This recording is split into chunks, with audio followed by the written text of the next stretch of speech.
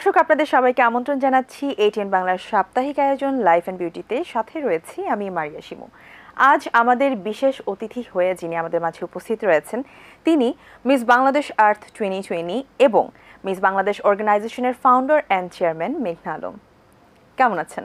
আলহামদুলিল্লাহ, আপনি কেমন আছেন? আমিও খুব ভালো আছি, অনেক ধন্যবাদ আপনাকে। প্রথমে একটু জানতে চাই যে আপনি মিস বাংলাদেশ আর্থ 2020-এ সিলেক্টেড হয়েছিলেন। ওই সময়টা তো আসলে আমরা একটু প্যান্ডেমিকের মধ্যে যাচ্ছিলাম। সেই সময়ের প্রসেসটা অ্যাকচুয়ালি কেমন ছিল এবং কেমন ছিল সেই কম্পিটিশন ওভারঅল? ওই সময়টা আমি বলবো একটা রেভলিউশনারি পিরিয়ড, কারণ অনেক ইন্টারন্যাশনাল বিউটি প্যাজেন্ট আমরা দেখেছি ইনঅ্যাক্টিভ হয়ে গিয়েছিল, আর অনেকটা হোপলেস ছিল যে what the future is gonna be like. কিন্তু মিস আর্ট তখন কন্টিনিউ করে এবং আমরা ডিজিটাল প্ল্যাটফর্মটাকে খুব সুন্দর করে ইউটিলাইজ করি। এবং সেই ক্ষেত্রে একটা পরিবর্তন যেটা আমি দেখেছি, যে তখনকার সময়ে যে নাম্বার 1 নাম্বার 2 পজিশনে ছিল ওয়ার্ল্ড ওয়াইড যে বিউটি প্যাজেন্টগুলো, তাদেরকে অতিক্রম করে মিস আর্ট এখন ওয়ার্ল্ডের second largest organization beauty pageant ক্ষেত্রে। তো আমি বলবো যে এটা আসলে এক ধরনের শিক্ষণীয় এক্সপিরিয়েন্স ছিল, যে no matter what the circumstances you have to keep moving forward. ধন্যবাদ আপনাকে। আমরা জানি যে আপনি যেটা বলছিলাম মিস বাংলাদেশ অর্গানাইজেশনের সঙ্গে আপনি যুক্ত হয়েছেন, আপনি ফাউন্ডার এবং চেয়ারম্যান। সো আমরা একটু মিস বাংলাদেশ অর্গানাইজেশন সম্পর্কে একটু জানতে চাই আপনার কাছ থেকে। মিস বাংলাদেশ অর্গানাইজেশনটা একটা প্যাশন থেকে তৈরি করা, কারণ যেহেতু আমি নিজেও বিউটি প্যাজেন্ট করেছি, তো এক্ষেত্রে আমার কী কী লিমিটেশন ছিল, কোন কোন জায়গায় চেঞ্জ হওয়া প্রয়োজন, এগুলো আমি ফার্স্ট হ্যান্ড ফিল করেছি। এবং আমাদের দেশে নারী নেতৃত্ব দেওয়া এই ক্ষেত্রে এটারও আসলে ভিজিবিলিটি খুব কম। আমরা দেখি যে অনেক বড় বড় যে বিউটি প্যাজেন্টগুলো আমাদের দেশে হয়, তার নেতৃত্বে থাকে পুরুষ, ফলে তার জন্য অনেক সময় সম্ভব হয় না যে আসলে মেয়েদের চাহিদাগুলো বা তাদের কী ধরনের গ্রুমিং প্রয়োজন সেটা বুঝতে পারা।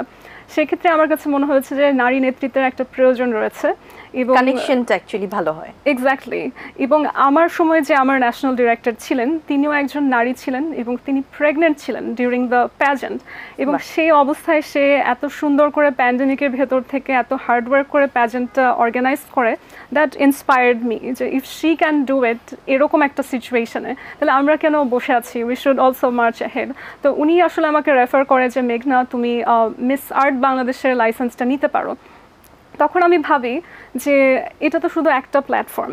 আমার দেশের we are one of the highly populated countries না, আমার দেশের জনসংখ্যা অনেক বেশি। তো আমি এটাকে পজিটিভলি দেখি যে যত জনসংখ্যা তত যোগ্য মেধাবী মানুষ আমার দেশে, তাদেরকে তো আমি আসলে অনেক অঙ্গনে নিয়ে যেতে পারি। এবং আমি যদি সারা বিশ্বে বাংলাদেশের নাম উজ্জ্বল করতে চাই, তাহলে কেন না সবচেয়ে ইনফ্লুয়েন্সিয়াল যে মাধ্যমগুলো রয়েছে, যেখানে পাবলিক অনেক দেখে, পাবলিক যেগুলোকে ফলো করে, রিচ করা যায় যেখান থেকে, হ্যাঁ সেখান থেকে আমি রিচ করতে পারি। সো আমার কাছে মনে হচ্ছে বিউটি প্যাজেন্ট হচ্ছে অ্যাক্টিভিজম বা সোশ্যাল ওয়ার্ক, আর এই যে বিউটি আর গ্ল্যামার ইন্ডাস্ট্রি, দুটার একটা সুন্দর মধ্যস্থ করার জায়গা। তো আমার কাছে মনে হচ্ছে যে it's perfect for young women like me, যারা গ্ল্যামারাস থাকতেও পছন্দ করে, আবার তাদের ভিতরে সেই হিউম্যানিটেরিয়ান জায়গাটাও আছে যে দেশের জন্য কিছু করতে চায়। তো এই সব মেয়েদেরকে এক করার জন্যই আসলে মিস বাংলাদেশ অর্গানাইজেশন তৈরি করা। এবং এখানে মিস আর্টের মতন আরও 9টি অর্গানাইজেশন বা ফ্র্যাঞ্চাইজি রয়েছে।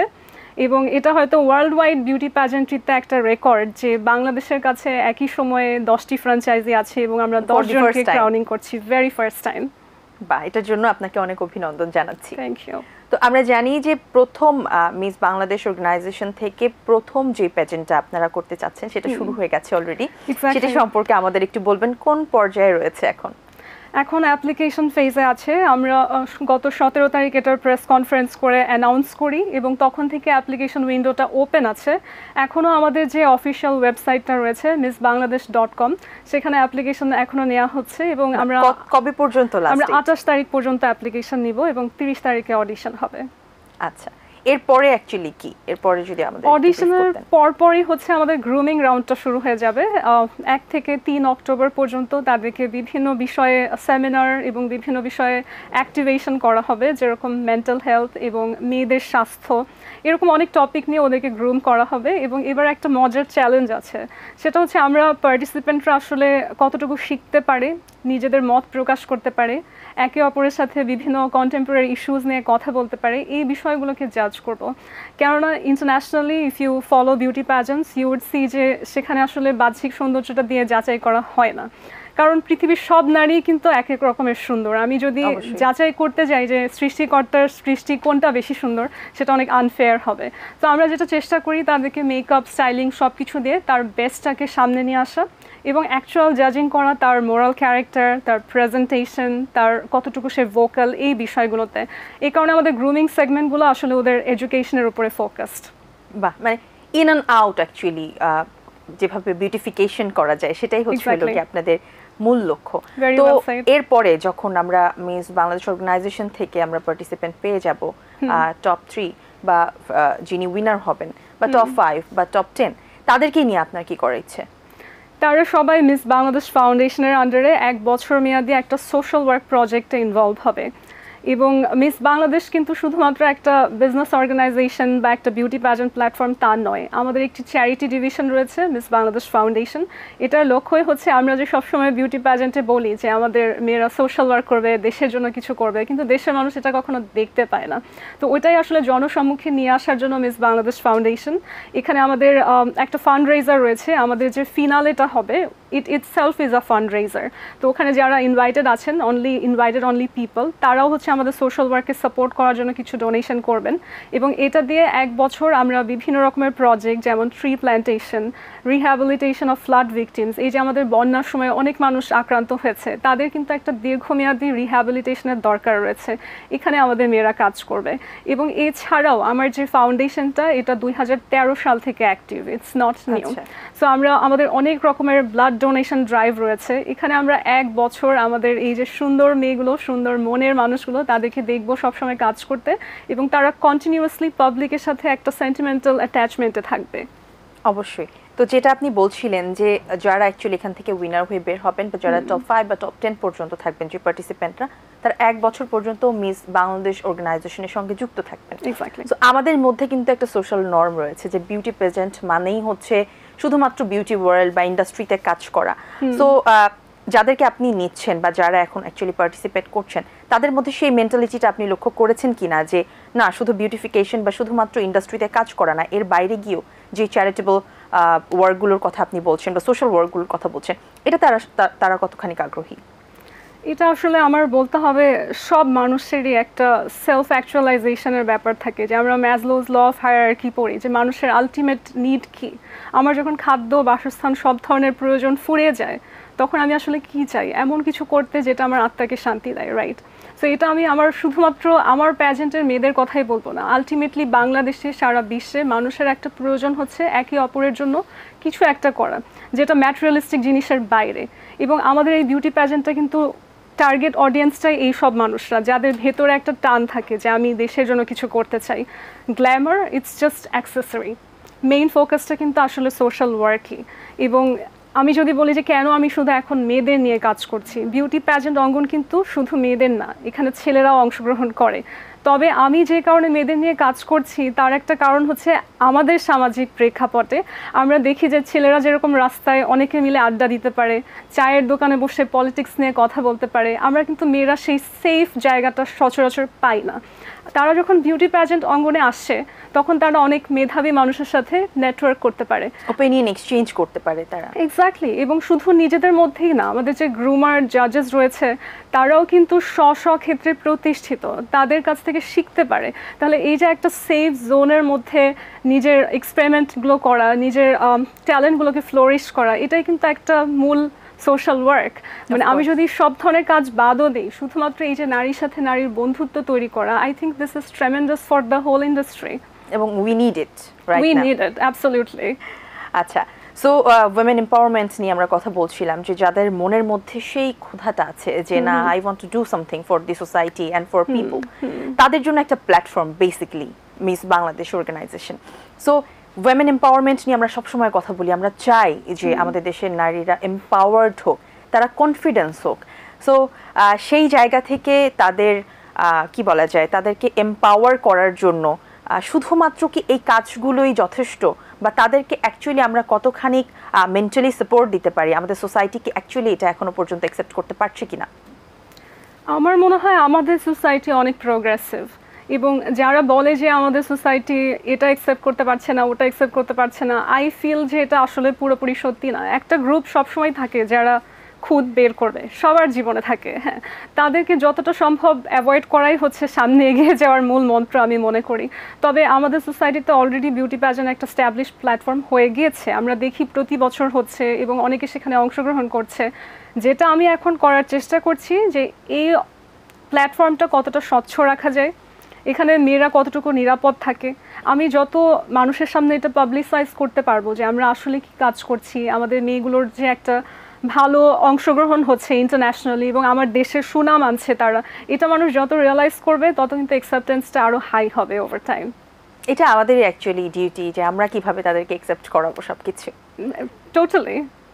আচ্ছা, সো যেহেতু উইমেন এম্পাওয়ারমেন্টের কথা আমরা বললাম, আমাদের মেয়েদের মেন্টাল বিল্ড আপ বা সাইকোলজিক্যাল বিল্ড আপটা কিন্তু টিনেজ থেকেই স্টার্ট হয়ে যায় এবং আমরা কিন্তু এটা আমাদের জন্য খুব অ্যালার্মিং। আমরা আমাদের আশেপাশে যদি দেখি যে শুধুমাত্র এই যে সাইকোলজিক্যাল অথবা মেন্টাল ওয়েলবিং এর অভাবে অনেক মেয়েরা বা অনেক বাচ্চারা যদি আমরা বলি তারা কিন্তু নানানভাবে ক্ষতিগ্রস্ত হচ্ছে, যেটা আমাদের সোসাইটির জন্যও খারাপ। সো এই যে বিউটি পেজেন্ট বা মিস বাংলাদেশ অর্গানাইজেশন, এটা কিভাবে একটা মেয়ের বা একটা টিনেজ মেয়ের কনফিডেন্সকে বুস্ট করতে পারে? মূলত আমরা টিনেজ না, আমরা 18+ থেকে স্টার্ট করি, তবে টিনেজাররাও বিউটি প্যাজেন্ট দেখে ইন্সপায়ার্ড হয়। যেমন আমি আমার ছোটোবেলায় হয়েছিলাম যে একটা সময় আমি গিয়ে বিউটি প্যাজেন্টে যেতে চাই। মেন্টাল হেলথটা অনেক সুন্দর একটা পয়েন্ট বলেছেন। এবার আমাদের অনেক বড় ফোকাস হচ্ছে মেন্টাল হেলথের উপরেই। আমরা যে সেগমেন্টগুলো করেছি যে এটিএন বাংলাতেই প্রচারিত হবে, এক একটা এপিসোডে আমরা মেন্টাল হেলথ, মেয়েদের মেনস্ট্রুয়াল হেলথ, রিপ্রোডাক্টিভ হেলথ, এরকম বিভিন্ন বিষয়ে তাদেরকে সেমিনারের মতো করে শিক্ষা দেওয়ার চেষ্টা করছি। এবং শুধু বলবো যে এডুকেশন না, ইটস আ ডুয়াল এক্সচেঞ্জ। তারাও তাদের এক্সপিরিয়েন্স শেয়ার করবে, সেখান থেকেও হয়তো মেয়েদের বিষয়গুলো নিয়ে যত আলোচনা হবে তত তাদের প্রবলেম অ্যান্ড সলিউশনস সামনে আসবে। এবং মেন্টাল হেলথের আমি একটা এক্সাম্পল দিতে পারি যে আমি নিজে এক্সপিরিয়েন্স করেছি, আমার খুব ক্লোজ কাছের একজন। এই যে আমাদের একটা আন্দোলন পিরিয়ড গেল, সেই সময় কিন্তু সবাই যে আসলে সমানভাবে অ্যাফেক্টেড হয়েছে তা নয়। তো আমি একজনকে চিনি, টিনেজার, সে যে এরিয়াটাতে ছিল ওখানে আসলে অনেক অনেক বেশি গোলাগুলি, এটা সে একদম স্বচক্ষে দেখেছে, যে কারণে তার মধ্যে এমন ভীতি ঢুকে গেছে, সে ইজ ট্রমাটাইজড। তার মধ্যে এমন ভীতি ঢুকে গেছে যে আমরা কিন্তু ফার্স্টে বুঝতে পারিনি যে সে কেন হঠাৎ করে এত ভীত থাকে, তার সবসময় নার্ভাস থাকে, শেক করছে, সোয়েট করছে। পরে আমরা তাকে ডক্টরের কাছে নিয়ে গেলে বুঝতে পারি যে সে এত দীর্ঘ সময় এই যে ভয়ের একটা স্টেজে ছিল যে কখন কি হয়ে যায়, এটা কিন্তু তাকে মেন্টালি লং টার্ম আসলে অনেকটা এফেক্ট করেছে। এবং এখন সে কাউন্সেলিং নিচ্ছে যাতে এটা থেকে সে উতরে আসতে পারে।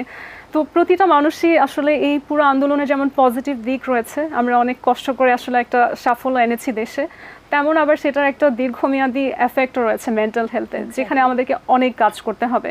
তো আমিও এটা নিয়ে ভাবলাম যে আমাদের বিউটি প্যাজেন্টের এবারের ফোকাসটা আসলেই মেন্টাল হেলথের উপরে হওয়া উচিত। আমরা এখানে এমন কিছু মানুষকে আনবো যারা হচ্ছে মাইন্ডফুলনেস শেখাবে এবং অনেক রকম ফান অ্যাক্টিভিটিস আছে মানুষ দেখতে পাবে। সেটা যেমন আমার কন্টেস্ট্যান্টদেরকে হেল্প করবে, যারা দেখবে আমি বিশ্বাস করি তাদেরকেও হেল্প করবে। এক্স্যাক্টলি। এবং যেটা আপনি বলছিলেন মেন্টাল হেলথ এবং মেন্টাল ওয়েলবিং নিয়ে আমাদের দেশে কিন্তু অ্যাকচুয়ালি আমাদের তেমন সিগনিফিক্যান্ট কোনো কাজ চোখে পড়ে না। এটা নিয়ে অ্যাকচুয়ালি ইটস হাই টাইম যে we should talk and we should do some work. So আমরা যদি বিগত 10 বছর চিন্তা করি, পাস্ট 10 ইয়ার্স থেকে এখন পর্যন্ত আমাদের দেশে এই যে বিউটি ইন্ডাস্ট্রি বা বিউটি প্যাজেন্ট বা এই ধরনের কম্পিটিশন, আমরা অ্যাকচুয়ালি কতখানি ডেভেলপ হতে পেরেছি বা আমাদের কি আরও অপশনস ছিল কিনা, আমরা চাইলে আরও করতে পারতাম কিনা? আমার মনে হয় আমরা চাইলে আরও অনেক কিছু করতে পারতাম, কারণ আমাদের মেয়েরা অন্য কোনো দেশের মেয়েদের থেকে বাহ্যিক দিক থেকে বা তাদের পার্সোনালিটি ওয়াইজ, এডুকেশন ওয়াইজ কোথাও পিছিয়ে নেই। এখনও যখন বিউটি প্যাজেন্ট হয় আমরা দেখি আমাদের টপ ইউনিভার্সিটি কলেজের মেয়েরা সেখানে অংশগ্রহণ করে, কিন্তু সমস্যাটা হচ্ছে আমাদের সামাজিক কাঠামোতে তারা আসলে সবসময় কথোপকথন করতে বা নিজের মত হচ্ছে একটা ইম্পর্টেন্ট জায়গায় প্লেস করতে অভ্যস্ত না। তো তখন দেখা যায় স্টেজে গেলে তার স্টেজ ফোবিয়া হয়, সে কথা বলতে নার্ভাস ফিল করে বা উল্টাপাল্টা বলে। এই জিনিসগুলোই কিন্তু পরে ভাইরাল হয় এবং অন্যরা সমালোচনা করে। বাট তারা আসলে ভেবে দেখে না যে আমরা আমাদের প্রতিনিয়ত জীবনে একটা মেয়ের মতামতকে কতটুকু ভ্যালু দিচ্ছি। যেমন আমাদের একজন লিগ্যাল অ্যাডভাইজার আছে, সে একবার বলেছিল যে একটা পুরুষ যখন কথা বলে সে জানে সবাই তার কথা শুনবে, সে নর্মালি কথা বলে। পুরুষ যখন রেগে যায় তখন কিন্তু অনেক সময় সে ফিজিক্যাল ভায়োলেন্সে চলে যায়। হি ইজ অ্যাওয়্যার, একটা পুরুষ জানে যে তার সেই শারীরিক শক্তি আছে যে কোনো সিচুয়েশনে কন্ট্রোলে নিয়ে আসার। নারীর কিন্তু সেই শারীরিক শক্তির জায়গাটা কাজ করে না। হ্যাঁ, সো নারীরা সবসময় কিছুটা হেও ফিল করে যে আই ডোন্ট নো কখন কি হবে, I am dependent, is this person safe, এই জায়গাটা যাওয়া কি সেফ, এই চিন্তাগুলো ফিডব্যাকটা কি আসবে। হ্যাঁ, এই চিন্তাগুলো কিন্তু একটা ছেলের করতে হয় না মতামত দেওয়ার সময়। আমরা যখন কাউকে না বলতে চাই, আমরা অনেক ডিপ্লোম্যাটিক্যালি না বলি, কারণ আমরা চাই না যে শত্রু হোক, কখন কি হয়। তো এই বিষয়গুলো কিন্তু একটা নারীর ভেতর ইনগ্রেইনড হয়ে যায়, তারা ধীরে ধীরে অভ্যস্ত হয়ে যায় সাবকনশিয়াসলি যে আমি আসলে কি একদম যেটা আমার মনের কথা সেটা বলবো, নাকি আমি এটা কোনোভাবে পাশ কাটিয়ে যাব। সো বিউটি প্যাজেন্টে এসে তারা যখন কথা বলে, ইটস আ ফ্রি প্ল্যাটফর্ম, এখানে কোনো নোবডি ইজ অ্যাটাকিং ইউ। হ্যাঁ, it's a feeling of being free. So ওই জায়গাটাই আসলে আমরা যখন নারীদেরকে দেই ওভার টাইম, তখন তারা আস্তে আস্তে, আমরা বহির্বিশ্বে যেরকম দেখি যে খুব কনফিডেন্ট সব উইমেন, অনেক সুন্দর আর্টিকুলেটলি কথা বলছে, তখন আমাদের দেশেও আমরা এটা দেখব। আমাদের মেয়েরা তো এমন না যে সায়েন্স কম বুঝে, ম্যাথস কম পারে, এরকম কোনো স্ট্যাটিস্টিক্স তো নেই যে বাংলাদেশের মেয়েরা বুদ্ধিমত্তার দিক থেকে পিছিয়ে আছে। ইনফ্যাক্ট আমরা যখন আমাদের এই যে এত বড় আন্দোলন হলো বিসিএস নিয়ে, আমরা যখন এইসব রেজাল্টস দেখি, সেখানে কি মেয়েরা পিছিয়ে আছে? না, তো তারা তো এখন পুরুষের সাথে তাল মিলিয়ে, এবং অনেক প্রাথমিক শিক্ষাতে দেখি পুরুষকেও অতিক্রম করে যাচ্ছে মেধার জায়গাতে। সো আমার মনে হয় না আমার দেশ কোনো দিক থেকে পিছিয়ে ছিল। এখানে কাজ করার এবং সব দিক থেকে মিডিয়া, স্পন্সার্স, কোলাবোরেটরস, গ্রুমার্স, প্রত্যেকটা মানুষের আস্তে আস্তে অ্যাওয়ারনেস ক্রিয়েট করে একসাথে হতে কিছুটা সময় লেগেছে। এখনও যে আমি শুরু করেছি, আমি বলছি না যে সব কিছু পজিটিভ, আমি খুব সব দিক থেকে ওয়েলকামিং একটা ফিল্ড পেয়েছি। Exactly, I was about to ask you that, যে এই যে আপনি নারী হিসেবে এত বড় একটা কাজ করছেন এবং ইউ আর ট্রাইং টু মানে maintain a change in our society, আপনি কি কোনো বাধার সম্মুখীন হচ্ছেন কিনা, বা অ্যাকচুয়ালি কিভাবে আপনি ওভারকাম করছেন এগুলো? অবশ্যই, তবে আমি যেটা বলেছি যে বাধা অতিক্রম করার সবচেয়ে বড় উপায় হচ্ছে যারা আপনাকে বাধা দিচ্ছে তাদেরকে আসলে অ্যাভয়েড করে যান। ওনাদেরকে এতটুকু ভ্যালু দেওয়ার প্রয়োজনই নেই যে কেউ আমাকে এফেক্ট করতে পারবে। এবং মানুষ আসলে এটা ফিল করতে পারে যে কে ডিটারমাইন্ড। একটা মানুষকে আমাকে দেখা যাবে অনেক রকম কথা বলছে, থামানোর চেষ্টা করছে, কিন্তু আমি যখন থামছি না এবং তারা দেখতে পাচ্ছে আমি একটার পর একটা সাফল্যের সিঁড়ি পেরিয়ে যাচ্ছি, তো ওই যে এতদিন যারা পিছনে আপনাকে থামানোর চেষ্টা করবে, যখন দেখবে আপনি তাদেরকে অতিক্রম করে অনেক সামনে চলে গেছেন, তখন তারাই বলবে আমি ইন্সপায়ার্ড বাই ইউ আপু। হ্যাঁ, আমি এটা দেখেছি যে প্রথমে যে হেটার থাকে, পরে সেই সবচেয়ে বড় ফ্যান হয়, কারণ তার ধারণা ছিল আপনি পারবেন না, but you have change his mind and now he would think oh my God, ও এটা করতে পেরেছে, তাহলে আমি কেন পিছিয়ে যাচ্ছি। সো আপনি বলতে চাচ্ছেন যে এই যে বাধাগুলো থাকে বা যে ক্রিটিক্স যারা থাকে, তাদেরকে অ্যাভয়েড করে অ্যাকচুয়ালি নিজের গোলটাকে সবসময় ডিটারমাইন্ড রাখতে হবে। কিছুক্ষণ আগে আপনি আরেকটা কথা বলছিলেন যে সোশ্যাল মিডিয়া বা সোশ্যাল প্ল্যাটফর্ম আমাদের যেটা রয়েছে, সেখানেও কিন্তু দেখা যায় যে নারীদেরকে নিয়ে বেশি ট্রল হচ্ছে। সো এটা অ্যাকচুয়ালি কিভাবে অ্যাভয়েড করা যায়?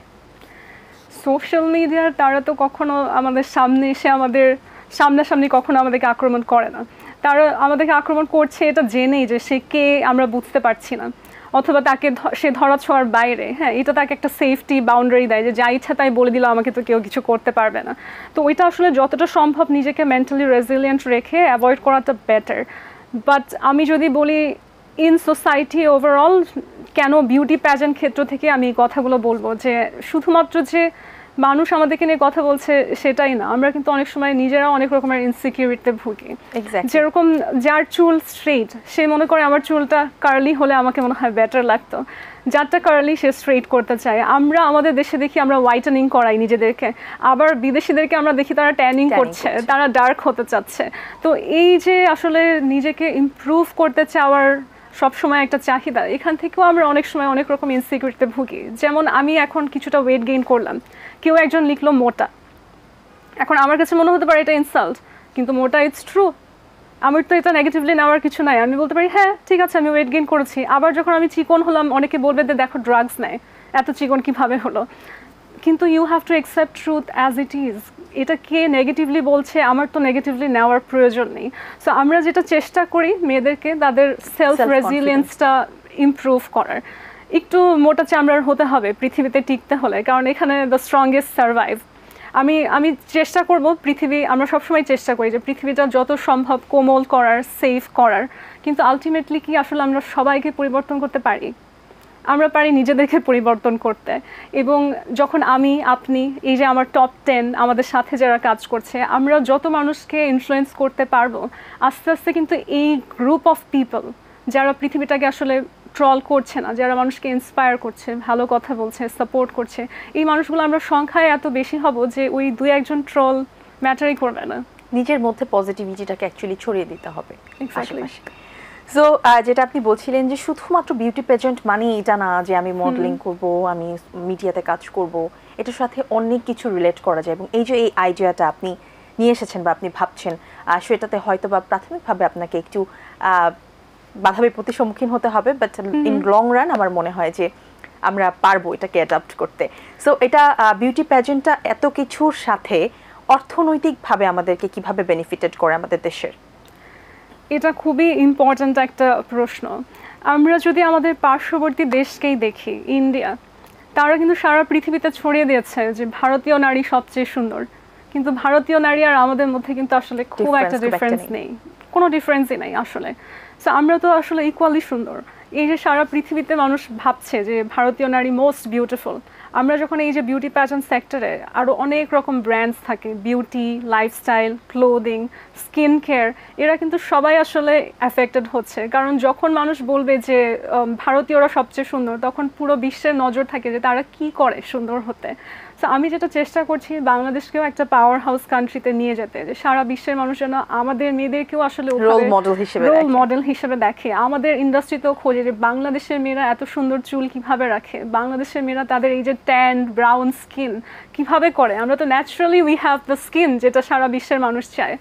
এবং এখানে আমি যেটা বলছি যে ভেতরের সৌন্দর্য এর সাথে বাহ্যিক যে স্ট্যান্ডার্ড বিউটির, এটাও কিন্তু অনেকটা রিলেটেড।